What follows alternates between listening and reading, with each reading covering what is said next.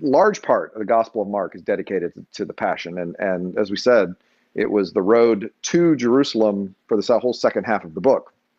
Well, now he finally gets there, and it basically shows the death and resurrection of the suffering servant and what servant is really like. The Son of Man has come to serve, and we get the continued proof that no one has any idea what's going on.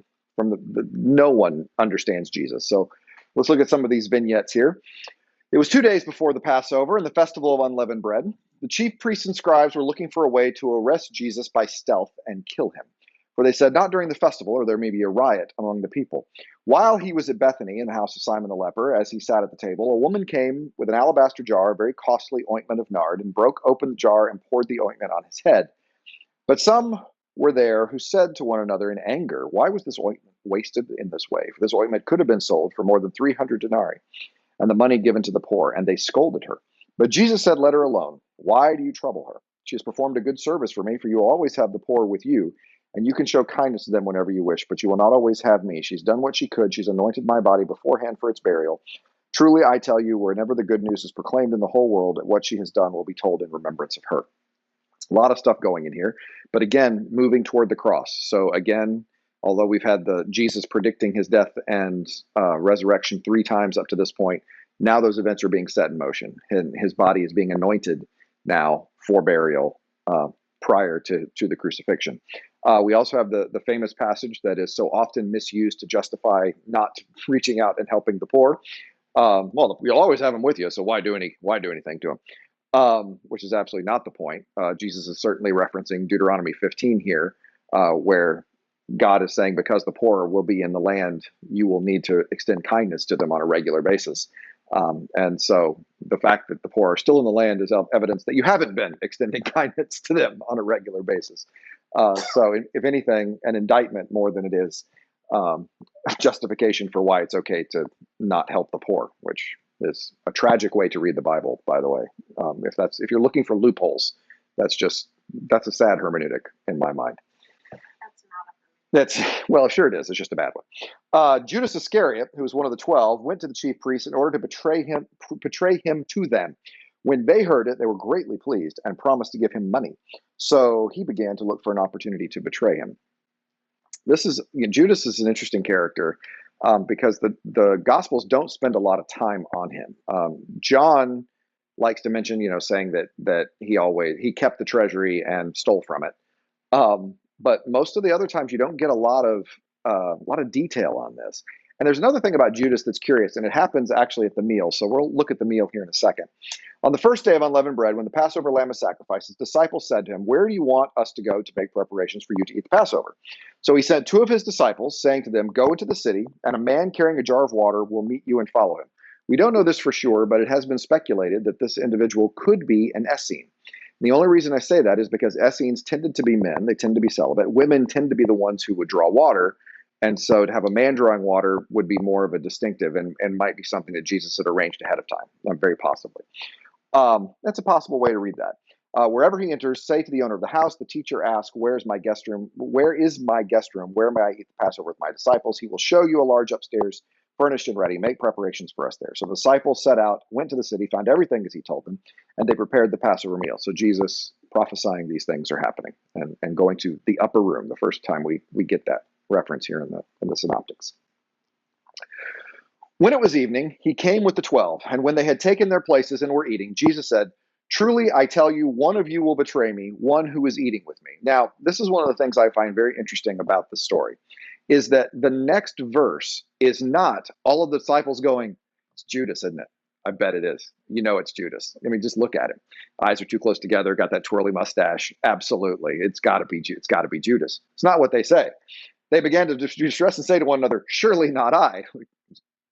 Am I the one who's going to betray you? I didn't think I was going to be the one. And so I've always found Judas very interesting because Judas is I think he kind of scared the disciples because I think they realized it could have been any one of them who took this on. I also wonder exactly what Judas's motivation is. I mean, if he is one of the Sicarii, if he is a nationalist and he thinks that Jesus is the Messiah, he truly believes this, then looking for a chance to betray him might actually be looking for a chance to bring these things to a head for Jesus to be the militant Messiah that he wants. Finding an opportunity, finding a place to give Jesus the opportunity to spring into action for the crowds to get roused. I actually think his motivation could very well be, it's self-motivated because it's his conception of what Messiah should be, but not out of I'll show Jesus, I'll give him over to the chief priests, and more out of, okay, Jesus, here we go, now's our chance. And then when Jesus is crucified, realizing that he's completely screwed everything up, that's when the guilt takes over. So I wonder about Judas. I don't know. I mean, we just don't have enough information to have that kind of speculation about him, frankly. But he's always been an interesting character to me because the disciples didn't all assume it was Jesus. Well, I guess with the exception of John. I mean, John thought it was going to be Judas the whole time. But the rest of these disciples, the rest of the synoptics, they don't all. I bet it's Judas. It's got to be Judas. Judas is a dude.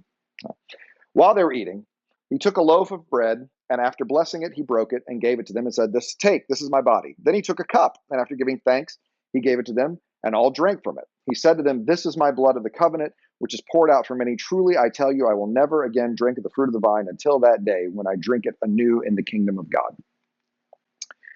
So when they had sung the hymn, which hymn? Well, one of the hymns from Psalm 114 to 118. It's one of those Passover hymns. Those are regularly sung. So we're assuming it's one of those psalms that they sang. Just FYI, just thought you'd like to know that would be the assumption, that that's one of the hymns they would sing. They went out to the Mount of Olives, and Jesus said, you will all become deserters, which is not really a nice thing to say. I mean, maybe he was saying you all want dessert. And because you don't think that, no, maybe so. You all become deserters, for it is written. Yeah, that's right. It's just an S. I will strike the shepherd, and the sheep will be scattered. But after I'm raised up, I will go before you to Galilee. Peter said to him, even though all become deserters, I will not. Jesus said to him, truly I tell you, this day, this very night, before the cock crows twice, you will deny me 3 times. But he said vehemently, even though I must die with you, I will not deny you. And all of them said the same. I think all of them are ready to die in an armed rebellion. They are not ready to die the way Jesus is going to die. That's why I think Judas is, all right, we're going to do this now. Are you guys ready? It's time. We're going to do this. And they're all, I mean, like Peter, when after the confession, you're just being negative, Jesus. It's not going to happen. I think it's going to be like Les Mis. Exactly. They could be like Les Mis. But when Jean Valjean walks out, that just ruins everything, right? I'm not going, what is he doing? Yeah, no, that's not going to happen. Yeah, they're ready for a fight, but that's not what happens. In fact, he stops them when they start that. They went to a place called Gethsemane. He said to his disciples, sit here while I pray. He took with him Peter and James and John and began to be distressed and agitated, and said to them, I am deeply grieved, even to death. Remain here and keep awake. And going a little further, he threw himself on the ground and prayed that if it were possible, the hour might pass from him. He said, Abba, Father, for you all things are possible. Remove this cup from me, the cup that he just had, the new covenant in the meal. Just had that. Can we pass on that? Because this is terrible. Is there any way around this? This, by the way, not the Jesus you see in the Gospel of John.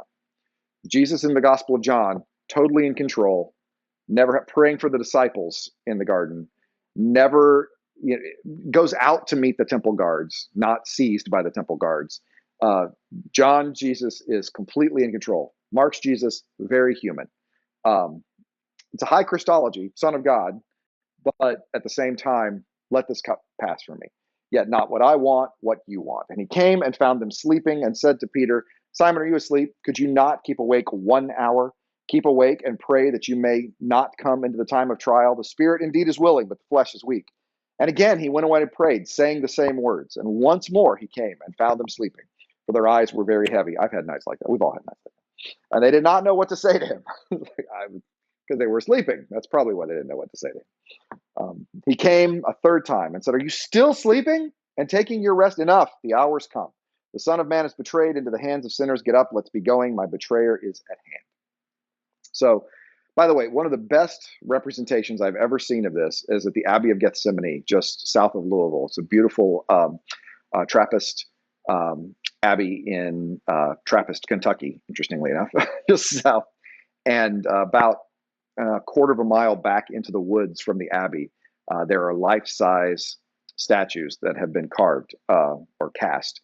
And Jesus is in this clearing on his knees in agony. I have an image of a picture of it in my office of Jesus crying out into heaven that this moment would pass. But before you get to Jesus, about 30 feet in front of that are three giant sleeping life-size disciples, which are fascinating. It's beautiful, just a beautiful picture. And actually was donated in memory of an Episcopalian seminarian named Jonathan Daniels, who died during the civil rights movements in Alabama. He went, I believe he was from Massachusetts, and he went to Alabama to help during the civil rights period and was shot by a sheriff there, saving the life of a young African-American girl. And his parents actually commissioned these statues that they placed at this abbey. And his image is in the National Cathedral. He's one of the well, what would I call it? They're icons, basically, in the National Cathedral in one of the openings there. So I happened to be standing there while a tour guide was giving the tour, and he said, "And you might not know who this person is, Jonathan Daniels." And I was standing by, and I went, "The seminarian, really?" And I was so excited. Then he looked at me like I was a witch because nobody ever knew that guy, but I knew the guy because it depicted this image just so powerfully and so beautifully. And so I would encourage you, if you're ever there, if you're ever in Louisville, to find yourself, go down to Trappist, Kentucky, and visit the monks there and find the statues. They're absolutely beautiful. Go on the trail. It's a long walk back into the woods, but it's worth it. Absolutely. So, all right, what are we doing? We're keeping going. That's what we're doing. Immediately, everything's always happening immediately in Mark. While he was still speaking, Judas, one of the 12, arrived, and with him there was a crowd of swords and clubs from the chief priests, the scribes, and the elders. It is the temple guards that are here. It is not the Romans. That's a common misconception. Now the betrayer had given them a sign saying, "The one I will kiss is the man, arrest him and lead him away under guard." So when they came, he went up to him at once, "Rabbi," and kissed him. They laid hand on him and arrested him. But one of those who stood near drew his sword and struck the slave of the high priest, cutting off his ear. So they're ready to spring into action. It's exactly what they said was going to happen. We're ready to fight. And I mean, we don't know who's involved in this. Maybe could have been Judas, too. Who knows? But Jesus said, "Have you come out with swords and clubs to arrest me as though I were a bandit? Day after day, I was with you in the temple teaching. You didn't arrest me. But let the scriptures be fulfilled, all of them." Let the scriptures be fulfilled. All of them deserted him and fled. So it didn't go the way they thought. It didn't turn into an all-out fight. It didn't turn into an all-out brawl. The disciples weren't going to be fighting the temple guards. When Jesus just decides to go with them, they are completely confused and they spread. Then we get a really curious insertion into the Gospel of Mark, which has created a great deal of speculation. A certain young man was following him wearing nothing but a linen cloth. So just basically a nightshirt, a really long nightshirt that would go under your regular clothes. They caught hold of him, but he left the linen cloth and ran off naked, which is sort of an interesting verse just to throw into the passion narrative. Odd detail. Yeah, exactly. Yeah, we don't know if it's Peter here, but we do know you're exactly right. One of them's first thought is to take out the sword. But he said that Jesus has been preaching peace and love for 3 years, and the disciples' first thought is to take out the sword. It absolutely reinforces that they don't understand what Jesus. I mean, Jesus has been telling them, "I'm going to be handed over to the chief priests, and I'm going to be crucified." And they keep telling him, "No, you're not." And so when he's handed over, they still haven't gotten it. I mean, the disciples do not get the message in Mark at all, completely missing the point. And you're exactly right. There is speculation that the Gospel of Mark, like all our canonical Gospels, is anonymous, and that perhaps this is a young John Mark who has inserted himself into the story anonymously, but to say that this is what happened. I was there. They got me out of the store. Well, if nothing else, just to add this little detail that he might have been there. A certain young man. Yeah. The irony is the way you phrase that is that it means just a dude most of the time. We would say a certain young man, as in, I know a certain fella's birthday, and we mean it's actually somebody in particular. In the Greek, when they say a certain man went from Jericho down up to Jerusalem, a dude. Yeah. So there's this dude that goes, that's all they mean with that. They don't mean anybody in particular. So that might create a false sense of identity there. A certain young man is, so there was this guy. That would be probably a better way to translate it. And he was with him, and he only had a white robe, and the soldiers grabbed it, and he ran off naked. What's the point of this story? There's actually a really cool thing here, and I'm trying to decide whether or not to tell you now or to tell you later. No. Remember this young man who ran off without his white robe naked? Kind of hard to forget that guy. So, yes, the guy streaking through Jerusalem. Try to remember him. We'll come back though. That young man, Will Ferrell. No, we're about to hear another Markan sandwich. Jesus has two trials, one before the Sanhedrin. Then we have an interruption and get the trial of Peter sitting by the fire, and whether or not he's going to confess. And then we get the trial before Pilate. So we have two trials of Jesus around the trial of Peter. Really cool aspect of this too, though. The Mark, if it wasn't for Mark's bad Greek, I would love his organization. It's just, he does some really great stuff. They took Jesus to the high priest. All the chief priests, the elders, the scribes were assembled. Peter had followed him at a distance right into the courtyard of the high priest. So he's doing okay. Good for him. He was sitting with the guards, warming himself at the fire. Now the chief priests and the whole council were looking for testimony against Jesus to put him to death, but they found none. Many gave false testimony against him. Their testimony didn't agree. Some stood up and gave false testimony against him, saying, "We heard him say, I'll destroy this temple that's made with hands, and in 3 days I'll build another not made with hands."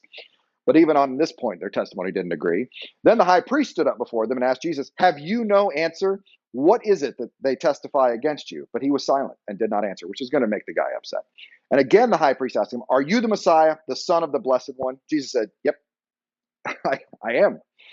And you will see the Son of Man seated at the right hand of power." So he actually alludes to the Psalm 110 passage, telling him this, and coming with the clouds of heaven, which then alludes to the Daniel passage that we talked about as well.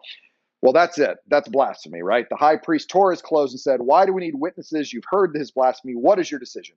And all of them condemned him as deserving death. Some began to spit on him, to blindfold him, and to strike him, saying to him, "Prophesy." The guards also took him over and beat him. Okay. What's the last thing they tell him to do? Right. So what happens? The next part of the story. While Peter was below in the courtyard, one of the servant girls, the high priest, came by. When she saw Peter warming himself, she stared at him and said, "You were with Jesus, the man from Nazareth." But he denied it, saying, "I don't know or understand what you're talking about." He went out into the forecourt. The cock crowed. The servant girl, on seeing him, began again to say to bystanders, "This man's one of them."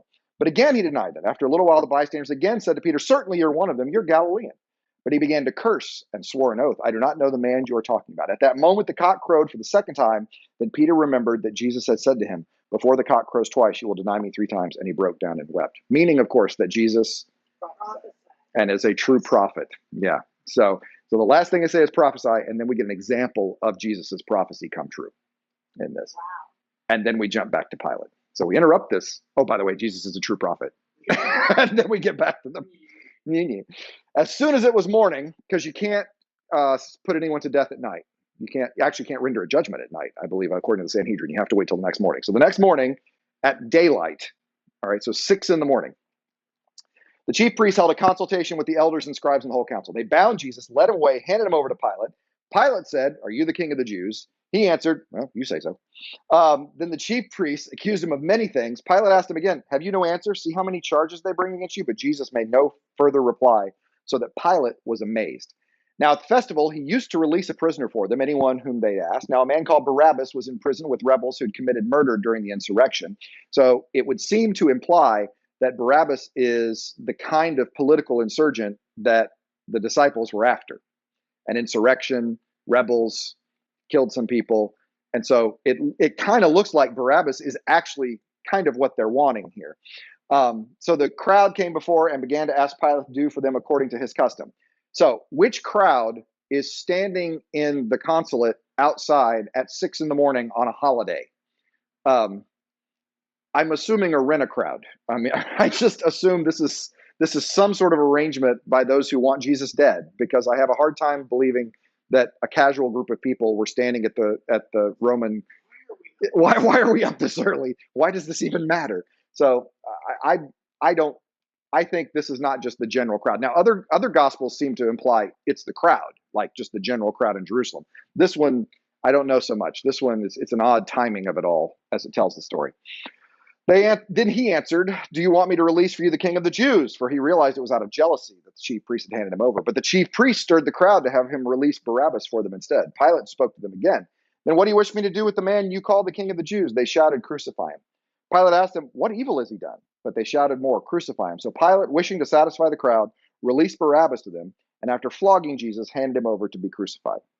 Then the soldiers led him into the courtyard of the palace, that is the governor's headquarters, and called together the whole court, and they clothed him in purple cloak, and after twisting some thorns into a crown, they put it on him, and began to saluting him, "Hail, King of the Jews," struck his head with a reed, spat upon him, knelt down and homaged him, And after mocking him, they stripped him of his purple cloak, put his own clothes back on him, and led him out to crucify him.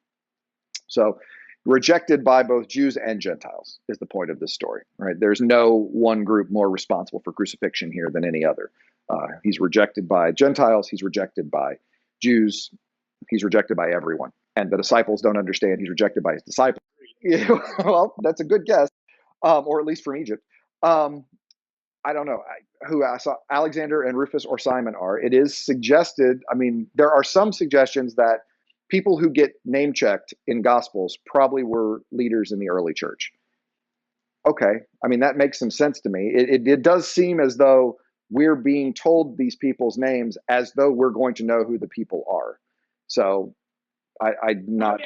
Oh, right. Alexander and Rufus. Sure. Great kids. Maybe. I don't know.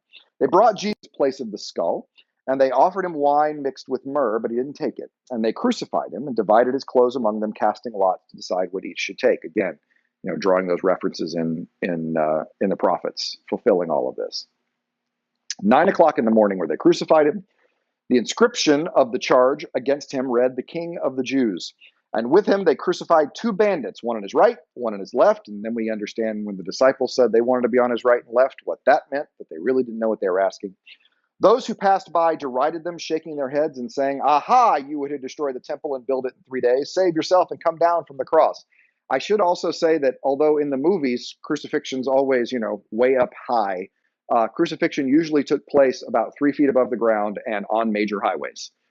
They wanted to make sure that people could see and deride. It is a death meant to humiliate and shame, and you wanted people to have access to that humiliation and shame. And so it happened low to the ground and right in people's faces along the roads that they would travel. So that's why passerbys are able to, it's not like they had to climb anywhere. They were probably going by and were able to mock just like everybody else.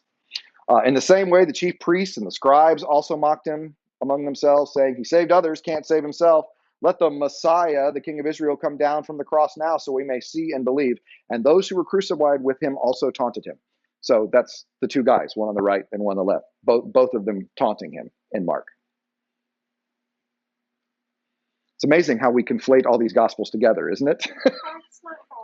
That's not how the story goes. That's not how some of the stories goes. That's how this story goes. Nobody gets it. Not even the people on the cross. At least we're not that guy. I guess. I don't know. It's kind of hard for me. Doesn't seem like you got a lot of moral authority when you're being crucified next to the dude, but apparently. Well, can you imagine being that guy? That'd be embarrassing, I guess. Anyway, that's rough. That is rough.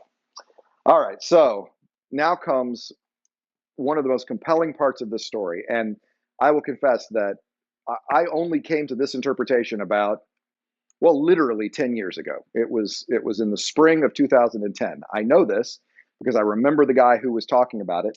When it was noon, darkness came over the whole land until 3 p.m. At 3 o'clock, Jesus cried out with a loud voice, "Eloi, Eloi, lama sabachthani," which means, my God, why have you forsaken me?" It's in Aramaic. In Hebrew, it would be Eli, Eli, lama sabachthani, but the oi is the Aramaic. So Matthew says it in Hebrew. In Mark, he says it in Aramaic. But he speaks Aramaic. Now, of course, previously in the gospel, when Jesus spoke Aramaic, Talitha kum, the little girl came back to life, right? So here he cries out in Aramaic in prayer. By the way, not Abba, Father, like he was praying earlier. This one is, my God, why have you forsaken me?" Quoting, of course, Psalm 22, this cry of desperation, this feeling of complete abandonment. And in this moment of brutal honesty, when he is crying out to God in complete despair, someone said, when some of the bystanders heard it, they said, "Listen, he's calling for Elijah." They can't even get that right. I mean, they don't even understand his last cries of dereliction from the cross. Even that they're confused by. But they say, "Wait, let's see if Elijah comes to take him down." Then Jesus gave a loud cry and breathed his last, and the curtain of the temple was torn in two from top to bottom. So this is cool too. There are a lot of interpretations that will say the point of this is that the temple veil is ripped and now people can enter into the temple, right? You don't have that veil anymore. But ripping from top to bottom, as always implied to many interpreters, I mean, going way back, that is not something going in, but something coming out. In fact, this is God coming out of the temple. So put this together. Jesus cries, my God, why have you forsaken me? Cries out in a loud cry. The temple veil rips. God comes out of the temple to attend to Jesus, who has just cried, why have you forsaken me? Yeah, like the prodigals, comes rushing out to Jesus. And when that happens, the curtain of the temple was torn in two. Now, when the centurion who stood facing them saw that in this way he breathed his last, he said, truly, this man was God's son. The centurion sees this. Now, we don't know how he understands all of this, but the way Mark is telling the story seems to imply the centurion gets, my God, why have you forsaken me? God rushes out of the temple, ripping the veil. And the centurion says, this man was God's son. The only person in the entire gospel, the only human being in the gospel to understand Jesus as God's son, something that we, the reader, have known about since verse 1 of this gospel, the only human being to get it, a Roman centurion. He gets it. Not his disciples, not any of the elder leadership in Israel, not his family. The demons got it. God got it. Gary, the Gerasene demoniac. Yeah, I asked Mike if he thought that you could take Gary's as an implicit confession, and he thought that's probably fair. That Gary probably is at least implicitly confessing that God and Jesus are the same. The centurion gets it and confesses that out loud. He is homoousia. Very good. Thomas dropping the Greek and proving that he is a Nicene creed. Yeah. So homoousias. So what happens? Well, when evening came, I'm sorry, I just love that part of the story to me. I mean, when I first heard that presentation, I literally got chills. When he did it, it was so well done that the last time Jesus spoke Aramaic, a miracle was worked.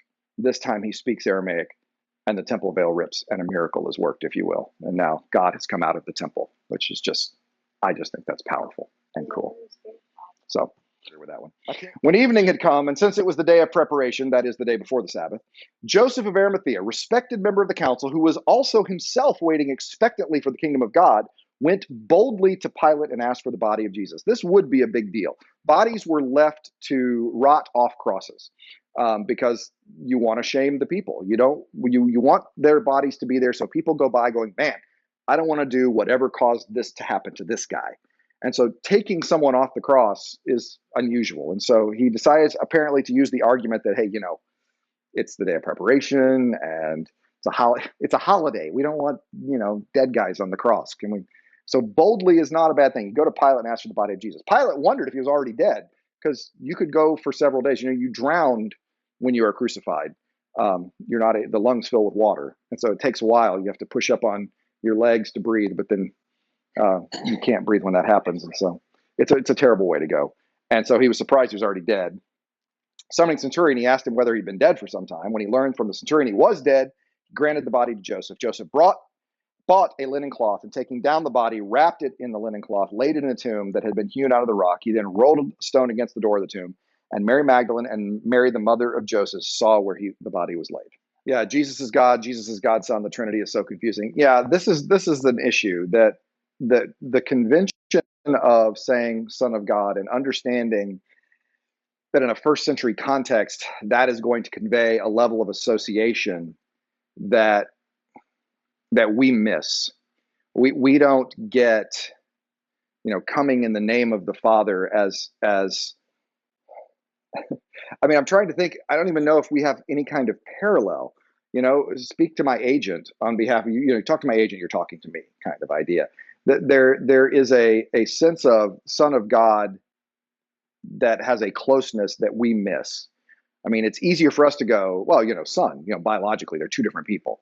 But that's not what's being confessed here. I mean, there is a functional confession of divinity all the way through. And it is you're exactly right. Trinity is confusing. And to have Jesus as fully God and fully human at exactly the same time, which has been the Orthodox position of the church for 2,000 years, or 1,700 years officially, homoousios it is.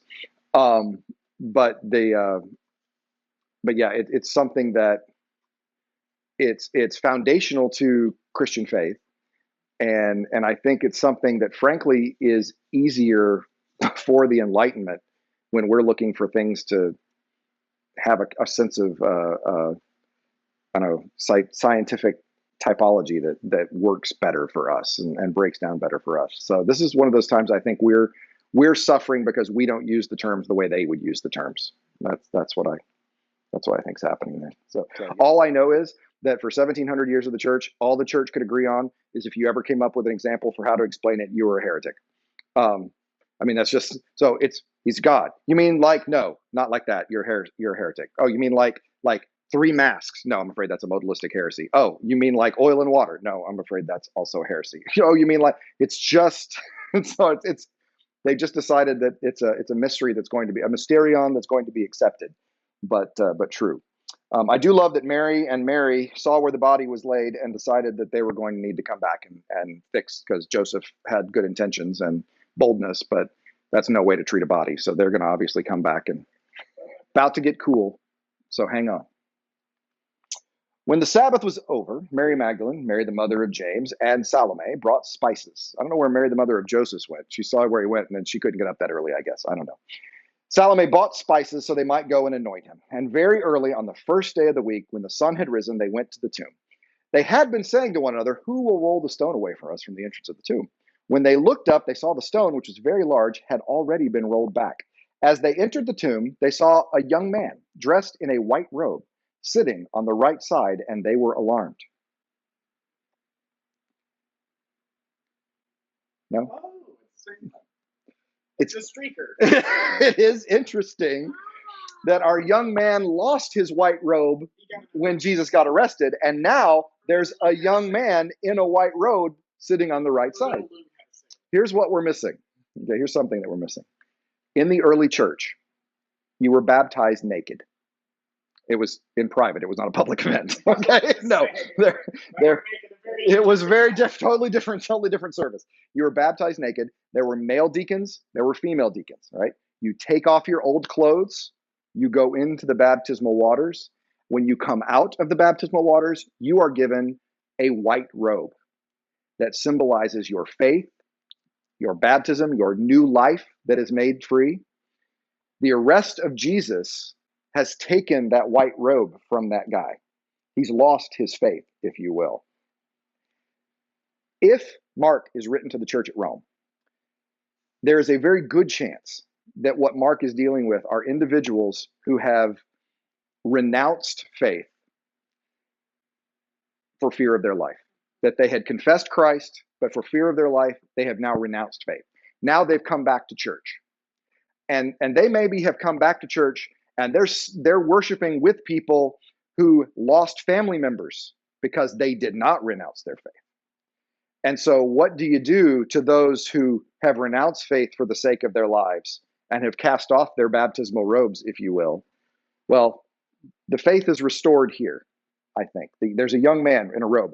I think it's a subtle message of hope, of restoration, of really pastoral restoration to a church that is wrestling with this very issue of what do we do with people who have renounced out of fear. Because fear is a big deal, as you've seen, for fear of the Jews, for fear of the people, for fear there's a lot of people. Fear is motivating a lot of people in this story. It continues to motivate people.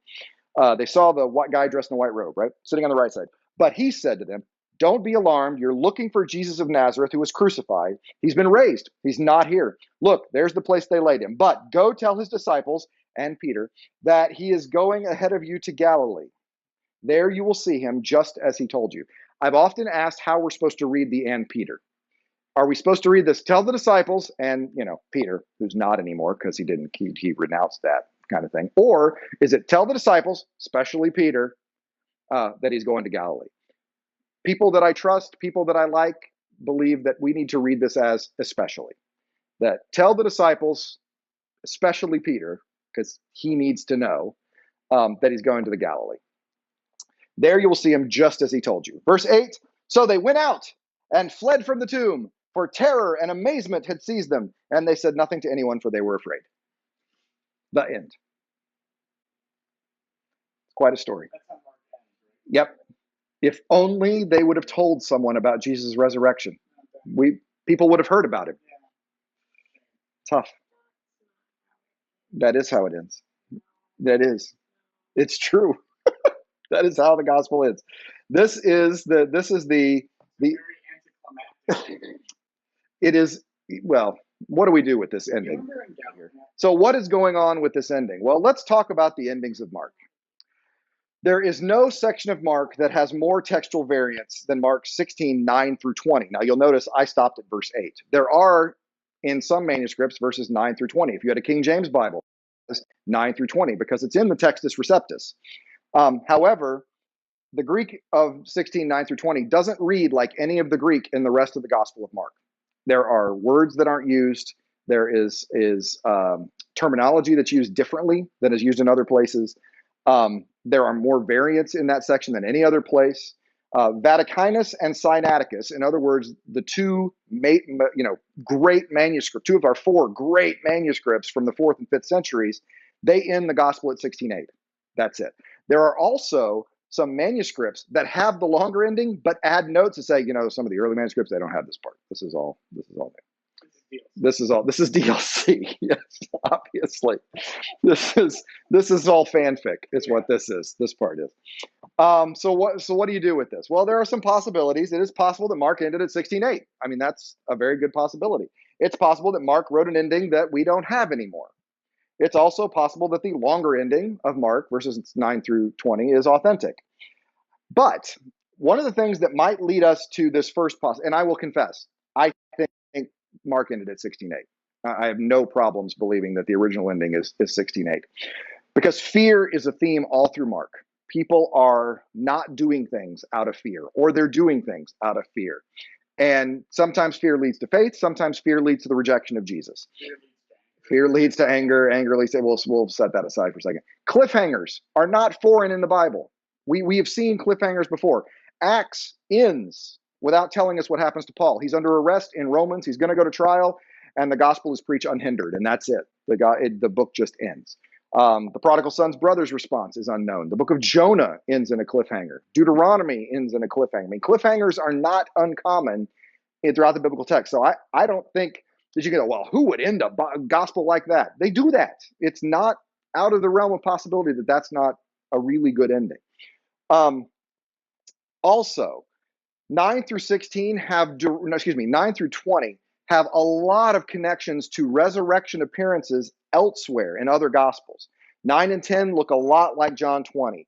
Verse 11 looks like Luke 24. 12 and 13 looks like Luke 24. 14 looks like Luke 24. Matthew 28 has the same echoes there. There are also some echoes to some stuff that happens to Paul in the gospel in the book of Acts. So the theory seems to be that a pious scribe, knowing the ending of Matthew by the time he's copying in, say, the 4th century AD, copying the Gospel of Mark, but he knows Matthew, he knows Luke, he knows John, he knows Acts, and obviously you wouldn't end Mark like that. That he synthesized an ending, a longer ending of Mark, which we have here, which then came along for the ride and got copied by the majority manuscripts, and as a result is in the Textus Receptus, and as a result is in the King James Bible, and as a result, people think you're taking stuff out of the Bible if you start taking stuff out.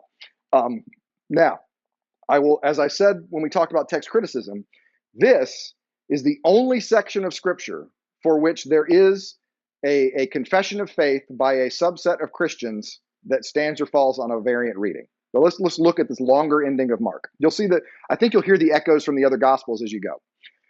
Now, after he rose early on the first day of the week, he appeared first to Mary Magdalene, for whom he had cast out 7 demons. So that's, like the end of John. She went out and told those who'd been with him, like John, while they were mourning and weeping. But when they heard he was alive and had been seen by her, they wouldn't believe it, also like John. After this, he appeared in another form to 2 of them as they were walking in the country. That was that road to Emmaus story I've heard so much about. They went back and told the rest, but they didn't believe them. Later, he appeared to the 11 as themselves as they were sitting at a table, for he upbraided them for their lack of faith and stubbornness, because they had not believed those who saw him after he'd risen. He said to them, "Go into all the world and proclaim the good news to all creation." Sounds a lot like Matthew 28. The ones who believe and is baptized will be saved, but the one who does not believe will be condemned. All these signs will accompany those who believe. By using my names, they'll cast out demons, they'll speak in new tongues, they'll pick up snakes in their hands, They will drink any deadly thing, it won't hurt them. We will lay hands on the sick, they will recover. So then the Lord Jesus, after he'd spoken with them, was taken up into heaven and sat down at the right hand of God. And they went out and proclaimed the good news everywhere while the Lord worked with them and confirmed the message by the signs that accompanied it. It really is. You can hear the summing of all the other gospels in this ending here. So the snake handling churches, this is where they get it. This is where those churches for whom pulling out poisonous snakes in the middle of worship service and passing them around is part of the liturgy is based on this. And I promise you those churches are King James only, because most Bibles that are translated in the last 100 years have a couple of brackets around this section that say the earliest and most reliable manuscripts don't have these verses. So that's the long story in there. King James doesn't have that because it was translated in 1611 before text criticism was invented. So that's why. I like the Mark ending at 16:8. I think that is a compelling ending. The women were afraid and didn't tell anybody anything. So what are you going to do with this confession? What are you going to do with this act? Are you going to be afraid of others, or are you going to confess? Are you going to keep your baptismal robe on and confess that Jesus has risen? I find that to be a way to really draw the reader in to this gospel. So I find it to be a very compelling ending. And it's not like we don't have other resurrection narratives in Matthew and Luke and John. So like I said, Mark does some very creative things. If his Greek was just better, it would be so much easier. What can we say about the Gospel of Mark? Well, it's brief. Primarily Jesus acting in public. It's very simple. The narrative is very simple. And usually you just connect one story to the next story with and then Jesus did something else. Very graphic detail, and by graphic as in very detailed. We get the name Bartimaeus.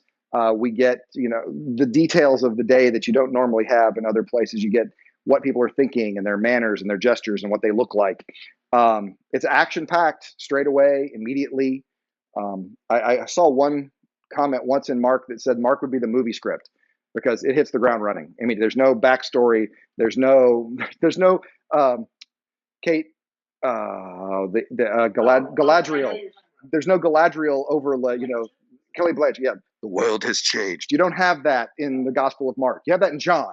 You don't have that in Mark. It's like, you fade from the credits and Jesus is on the scene with John the Baptist, preaching. A lot of action there. Yeah. That is something I think that is probably, we can't take this for granted.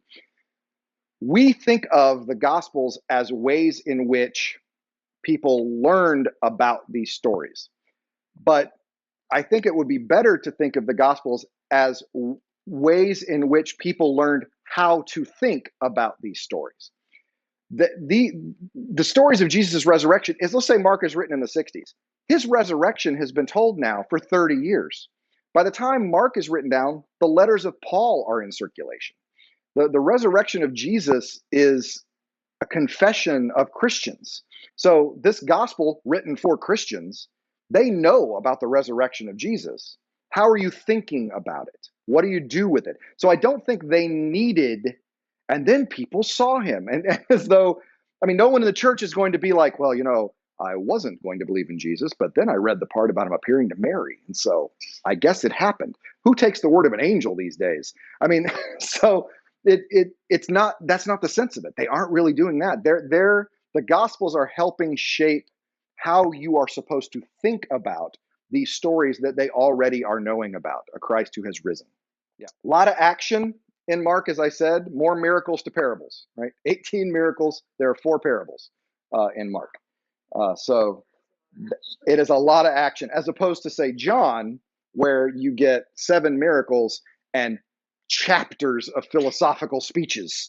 No parables in John, just chapter after chapter after chapter of speech. So that is what Mark offers us. As I said, I think Mark is first, because if you have Mark, I don't know why. If you have Matthew and Luke, I don't know why you need Mark. But if you have Mark, as compelling a story as it is and the way it's told, I understand why Matthew goes, yeah, but there's more to say.